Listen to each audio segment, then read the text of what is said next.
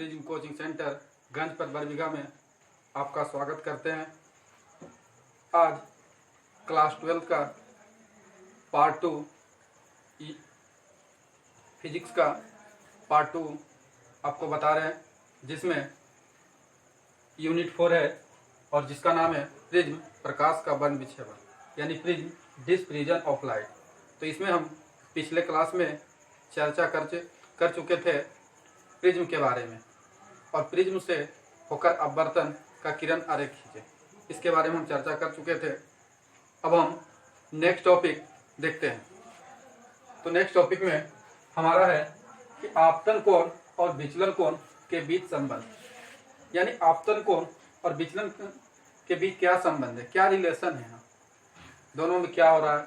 तो रिलेशन का मतलब यहाँ पर ही हो रहा है कि रिलेशन में यहाँ क्या बढ़ रहा है, घट रहा है, बराबर है, क्या है, किस रूप में रिलेशन है।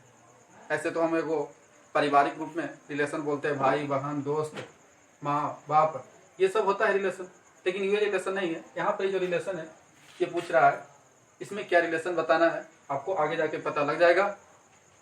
तो इसमें कहता है कि आपतन कोण और विचलन कोण के बीच संबंध, यानी relation between angle of incidence and angle of division.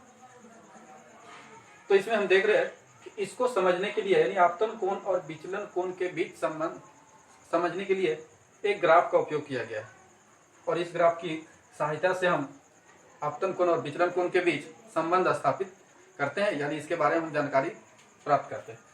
तो देखिए इस ग्राफ में दिया हुआ है, पहले जान लेते हैं एंगल ऑफ डिवीजन। तो इसमें डेल्टा है, यानी कहने का मतलब है कि ये जो हो गया ये हमारा विचलन कोण हो गया, इधर की ओर जो तीर का डायरेक्शन ऊपर की ओर है, इधर इंडिकेट कर रहा है विचलन कोण, और इधर कर रहा है एंगल ऑफ इंसिडेंस, इसका मतलब इधर की ओर इंडिकेट है आपतन कोण। ये हमारा इधर की ओर आपतन कोण इंडिकेट कर रहा है, और इधर की ओर विचलन कोण। विचलन कोण को हम डेल्टा से सूचित करते हैं और आपतन कोण को हम आई से सूचित करते हैं, ये आई से सूचित करते हैं। अब देखिए, और ये डेल्टा यम है, तो डेल्टा यम का मतलब यहाँ पर ही हो रहा है, यम का मतलब है मिनिमम, यहाँ पर लिखा भी है यम का मतलब मिनिमम, यानी न्यूनतम विचलन। तो ये न्यूनतम विचलन की स्थिति ये बता रही है पॉइंट। तो हम देखते हैं इसमें कहता है कि जब किसी प्रिज्म के अपवर्तक तल पर, जब किसी प्रिज्म के अपवर्तक तल पर, हमने आपको प्रिज्म का फिगर में आपको बताए थे, ये प्रिज्म का अपवर्तक तल होता है, जिस तल से प्रिज्म का अपवर्तन होता है उसे अपवर्तक तल कहा जाता है। तो इसमें कहता है जब किसी प्रिज्म के अपवर्तक तल पर आपतन कोण का मान 0 डिग्री से धीरे धीरे बढ़ाया जाता है, तो विचलन कोण का मान घटते चला जाता है। हमने देखे थे कि एक किरण लिए थे, ये गया था इस टाइप से, हमने किरण लिए और ये हमारा विचलन कोण है। तो कहता है जैसे जैसे आपतन कोण का मान बढ़ाया जाता है, मान लीजिए कि ये स्थिति अगर हम लेते हैं, एक ऐसे किरण लेते हैं, अब इसको हम अगर हम ये नीचे वाले को कहने का मतलब है इस पॉइंट से इस तरह से बढ़ाते हैं, तो ऑटोमेटिक है कि ये नीचे वाले पॉइंट, ये आगे वाले पॉइंट इस तरह से आएंगे, और धीरे धीरे फिर एक समय ये बराबर स्थिति में आ जाएंगे, जैसे प्रकाश का पूर्ण आंतरिक प्रवर्तन में घटना घटती है, ठीक उसी प्रकार इसमें ये जब हम इस रूप में रहते हैं, तो ये कहता है कि जब किसी प्रिज्म के अपवर्तक तल पर आपतन कोण का मान, आपतन कोण यानी आई का मान 0 डिग्री से धीरे धीरे, मतलब 0 से धीरे धीरे हम बढ़ाते हैं, तो विचलन कोण का मान घटते चला जाता है। यानी 0 डिग्री से बढ़ाने पर पहले क्या होता है कि विचलन कोण का मान घटते चला जाता है। यानी यहाँ पर देखिए यही रिलेशन हो रहा है कि यहाँ पर 0 डिग्री से जब हम बढ़ा रहे हैं, तो यहाँ क्या हो रहा है कि विचलन कोण का मान घट रहा है। और विचलन कोण कैसे प्राप्त होता है, ये तो हम बताए थे कि जब ये किरण विचलित होती है तो कुछ कोण बनाती है, जिसके कारण से ये घूम जाती है, उसी को विचलन कोण कहा जाता है। तथा आपतन कोण का एक विशेष मान, मतलब अभी हमने ये पॉइंट बताया कि जब इस तरह से रखे हुए, अब इसको इस तरह से ऐसे करेंगे तो एक स्थिति ऐसी होगी कि ये दोनों बराबर हो जाएगी, और फिर हम इसको बढ़ाएंगे तो फिर ये ऐसे हो जाएगी। ठीक उसी प्रकार देखिए तथा आपतन कोण का एक विशेष मान कहता है आई 0 पर, यानी आई 1 से जब हम बढ़ाते हैं तो विचलन कोण का मान धीरे धीरे क्या होता है, यहाँ देख सकते हैं कि धीरे धीरे हम बढ़ाते हैं तो विचलन कोण का मान धीरे धीरे क्या हो रहा है, घट रहा है।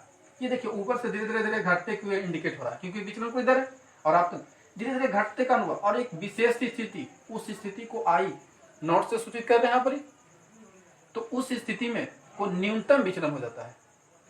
यहाँ पर हमने देखे लिखे हैं तथा आपतन कोण का एक विशेष मान यानी आई नोट के लिए विचलन कोण का मान न्यूनतम हो जाता है, मतलब उस स्थिति में न्यूनतम हो जाता है, उससे कम नहीं सकता है, ये हो जाता है, जिसे विचलन की न्यूनतम स्थिति कहा जाता है। अब कहता है कि अब यदि आपतन कोण के मान को और बढ़ाया जाए तो क्या होती है कि अब घटती नहीं है, क्योंकि यहाँ न्यूनतम हो गया, अब धीरे धीरे ये बढ़ते चली जाती है। तो वही होता है कि विचलन के न्यूनतम होने की स्थिति में डेल्टा बराबर डेल्टा मिनिमम, यानी न्यूनतम जब विचलन होता है तो विचलन कोण का मान विचलन कोण के एकदम मिनिमम मान के बराबर, यानी बहुत कम मान के बराबर होता है, और उस स्थिति में क्या होता है कि I1 I2 के बराबर हो जाते हैं, यानी यहाँ पर जो I1 कोण बना था I2, ये दोनों स्थिति में बराबर हो जाते हैं, और ये R1 और R2 के मान दोनों मान क्या हो जाते हैं, बराबर हो जाते हैं।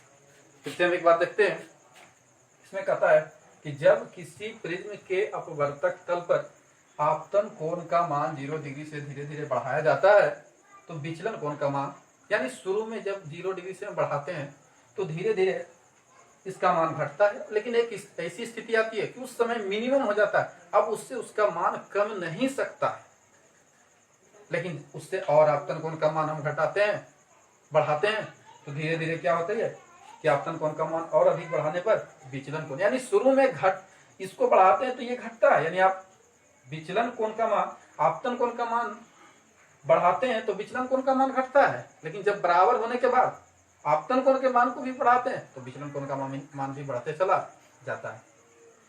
तो हमको पॉइंट ये याद रखना है कि विचलन के न्यूनतम होने की स्थिति में I1 का मान I2 के बराबर, R1 का मान R2 के बराबर और डेल्टा का मान डेल्टा मिनिमम के बराबर होता है, यानी डेल्टा m से। नेक्स्ट क्वेश्चन है हमारा, बहुत इंपॉर्टेंट क्वेश्चन है, इस चैप्टर का बहुत इंपॉर्टेंट क्वेश्चन है, इसको ध्यान से समझते हैं और समझिए। कहता है कि प्रिज्म से होकर प्रकाश का अपवर्तन के लिए सूत्र स्थापित करें, या तो एग्जाम में आपको दे कि प्रिज्म से होकर प्रकाश का अपवर्तन के लिए सूत्र स्थापित करें, क्योंकि अपवर्तन का एक सूत्र आप लोग जानते हैं कि म्यू बराबर साइन आई बटे साइन आर होता है, जिसे स्नेल का नियम भी कहा जाता है। तो क्वेश्चन आपको अगर ये लाइन दे कि प्रिज्म से होकर प्रकाश का अपवर्तन के लिए सूत्र स्थापित करें, या आपको एग्जाम में दे दे कि प्रिज्म के पदार्थ का अपवर्तनांक ज्ञात करने के लिए सूत्र स्थापित करें, या आपको एग्जाम दे दे या प्रमाणित करे कि म्यू बराबर, इसको म्यू बोलते हैं, म्यू बराबर sine A plus delta M by 2 और बटा साइन ए बाई 2, यानी किसी प्रकार से दे ये तीनों में, तो आपका उत्तर वही होगा, आंसर वही होगा। और ये जब भी एग्जाम में देगा आपको, ये 5 मार्क का 5 मार्क का क्वेश्चन है, 5 मार्क्स का क्वेश्चन है।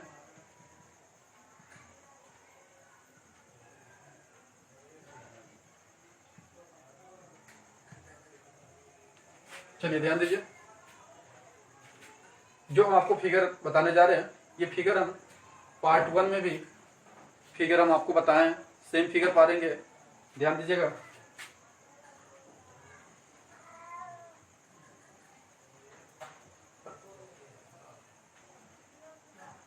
ए बी सी, ये हमारा प्रिज्म हो गया, या बोल सकते हैं प्रिज्म का काट है, कटा हुआ भाग है। पी क्यू, ये पी और क्यू आपतित किरण है, जो अपवर्तक सतह ए बी पर पड़ी, ये हमारा अपवर्तक तल है, अपवर्तक सतह है, ये भी हमारा अपवर्तक सतह है। इसको हम प्रिज्म कोण या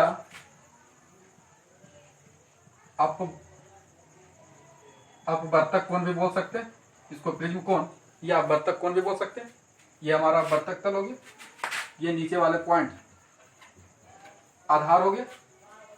अब ये PQ किरण पड़ी तो हमने पिछले वीडियो में बताए थे कि इसमें ये हमारा रुकावट है, जिसके कारण से ये किरण सीधे नहीं निकलेगी। और यहाँ पर किरण ये जो है हमारा इधर विरल माध्यम हो गया, विरल माध्यम यानी हवा हो गया, ये कांच, तो ये हमारा हो गया सघन माध्यम, कांच का बना हुआ है। फिर से ये विरल माध्यम और इधर हवा। अब प्रकाश की किरण विरल माध्यम से किस में जाएगी? सघन माध्यम में। तो यहां पर ये अभिलंब होगा, ये अभिलंब हो गया। और हम जानते हैं कि जब प्रकाश की किरण विरल माध्यम से सघन माध्यम में जाती है तो अभिलंब की ओर मुड़ जाती है। ये PQ किरण आपतित किरण था हमारा,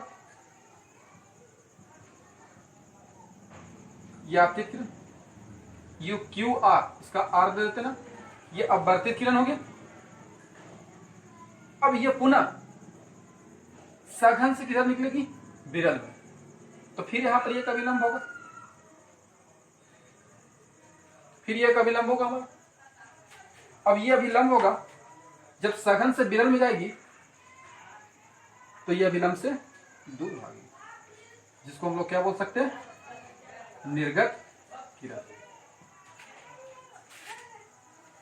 अब ये PQ किरण को आगे की ओर बढ़ाते हैं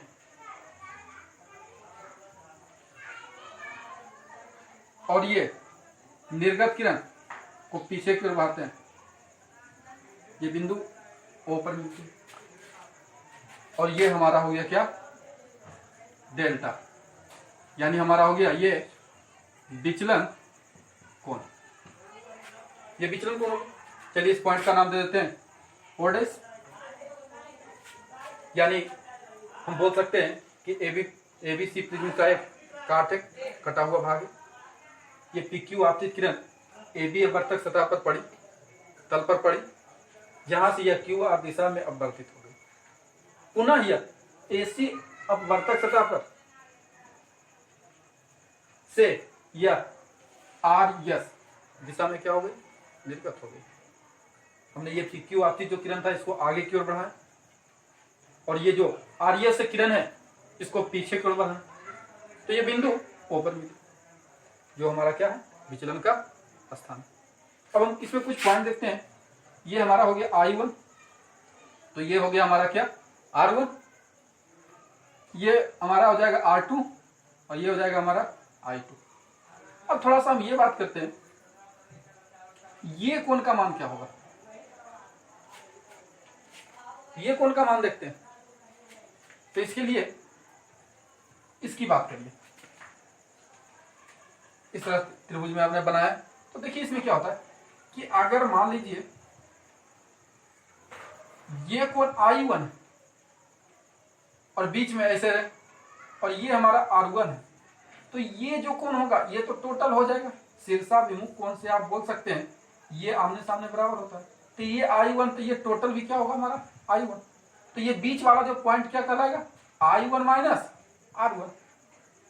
तो ठीक उसी प्रकार ये I1, ये टोटल तो I1 था लेकिन ये R1 है, तो इसको हम बोल सकते हैं ये जो कोण का मान है हमारा I1 माइनस R1। ठीक इसी प्रकार ये I2, तो ये टोटल I2 हो जाएगा, लेकिन ये R2 है, तो ये जो हमारा कोण का मान होगा ये हो जाएगा I2 माइनस R2। इस तरह से हो गया। आप इसको कॉपी पर यहां भी ऐड कर सकते हैं, इसको यहां पर ऐड कर लीजिएगा जिससे आपको आसान होगा।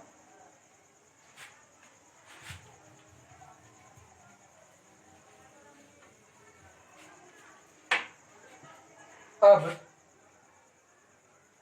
ये तो हमारा फिगर कंप्लीट हो गया। अब हम इसको आगे चलते हैं। अब चित्र से त्रिभुज, ध्यान दीजिएगा, त्रिभुज QOR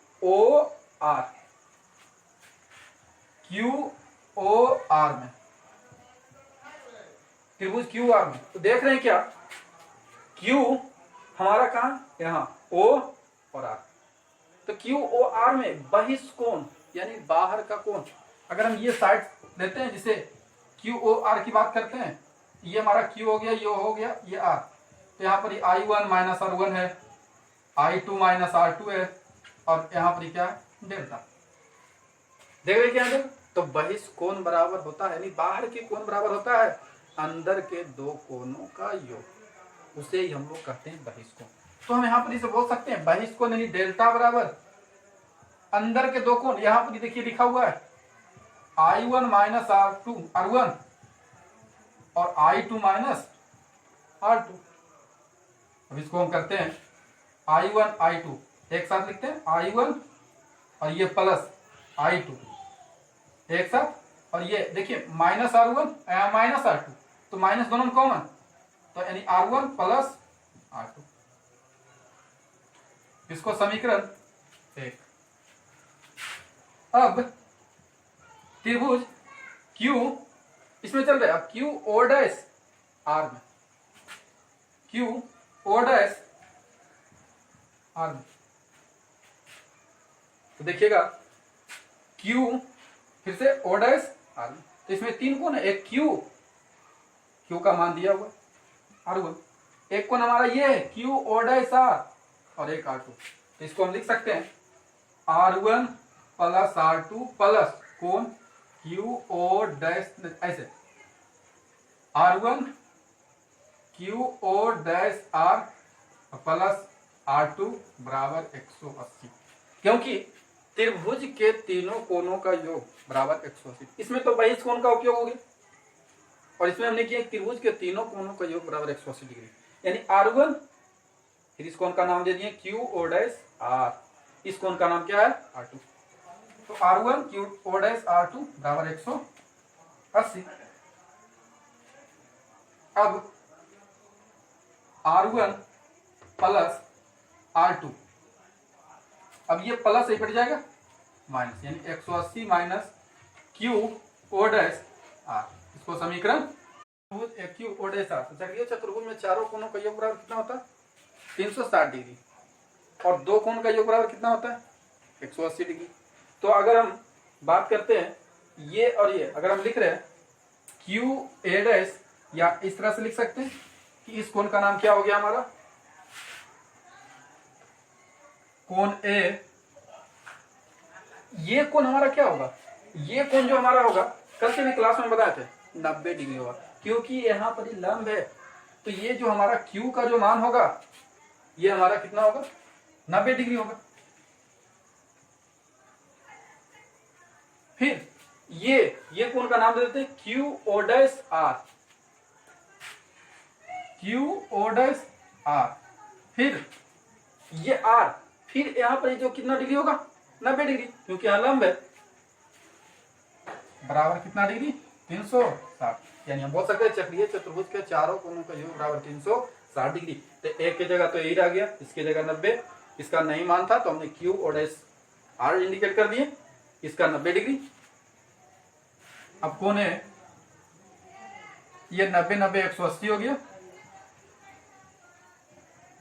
जब ये प्लस में बढ़ जाएगा माइनस में, यानी 360 में से 180 जाएगा तो 180, यानी A बराबर हो जाएगा 180, ये प्लस से ही बढ़ जाएगा माइनस, यानी Q O डैश R, ये समीकरण 3।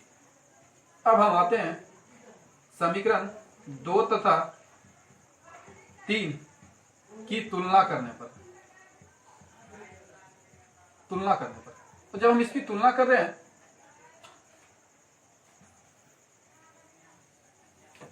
देखते हैं जब हम इसकी तुलना कर रहे हैं तो तुलना में क्या है, दो में क्या 180 minus Q O dash R, इसमें भी देखिए 180 माइनस Q, तो ये पक्ष के बराबर, तो इधर हम बोल सकते हैं कि R1 प्लस R2 बराबर क्या बोल सकते हैं, यानी R1 प्लस R2 बराबर है, इसको समीकरण 4। फिर से देखते हैं समीकरण 2 और 3 को बराबर किए, इधर भी 180 minus Q O dash R और 180 माइनस, यानी इतना बराबर ये भी हो सकता है, इतना बराबर तो हम ये बोल सकते हैं कि R1 प्लस R2 बराबर A। जैसे हम इस प्रकार से कह सकते हैं कि x बराबर अगर y है और x बराबर z है, तो ऑटोमेटिक हमारा क्या होगा कि y बराबर क्या होगा जेड। ठीक उसी प्रकार अब देखिए आगे समीकरण 1 से। अब हम समीकरण 1 से चल रहे हैं। समीकरण 1 में आपका क्या कहता है? समीकरण 1 क्या है? डेल्टा, ये delta I1 plus I2 minus R1 plus R2। तो यहां से हम लिख सकते हैं R1 प्लस R2 बराबर मान क्या है? 1। ये हम समीकरण 4 से, तो ये माइनस इधर आएगा प्लस, यानी बोल सकते हैं I1 प्लस I2 बराबर A प्लस डेल्टा, यानी समीकरण 5। अब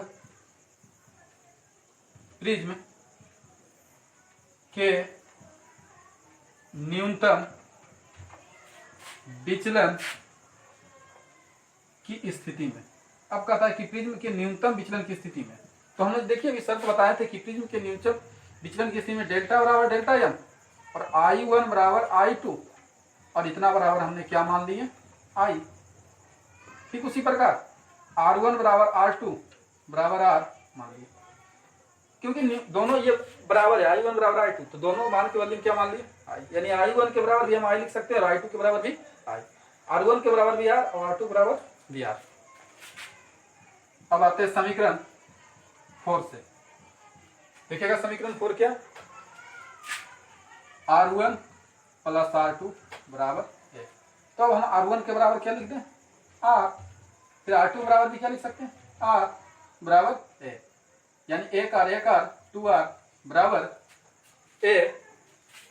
R 2R हो गया, तो इस तरह से हम बोल सकते हैं कि R बराबर हो गया A/2। अब हम आते हैं समीकरण 5 से। I1 प्लस I2 बराबर A प्लस डेल्टा, तो हम I1 की जगह I का उपयोग कर सकते हैं, I2 की जगह भी I, यहाँ के अनुसार A की जगह A ही रहने देते हैं और डेल्टा की जगह हो जाएगा डेल्टा यम। एक आई 2I, यानी A प्लस डेल्टा यम, तो I बराबर हो जाएगा A प्लस डेल्टा यम, ये 2 गुना में फिर 2 भागा में। अब स्नेल के अपवर्तन के नियम से, तो स्नेल के अपवर्तन के नियम बराबर क्या होता है? म्यू बराबर साइन I बटे साइन R, यही होता है, यानी म्यू बराबर साइन I का मान क्या निकला? A प्लस डेल्टा M/2 और बटा साइन, और R का मान हमारा क्या निकला? यहाँ A/2। तो इस तरह से कह सकते हैं, यही हमारा निकला कि प्रिज्म से होकर प्रकाश के अपवर्तन के लिए, प्रिज्म से होकर प्रकाश के अपवर्तन के लिए या प्रिज्म के पदार्थ से होकर अपवर्तन के लिए सूत्र स्थापित करें। ठीक है, बाकी अगले क्लास में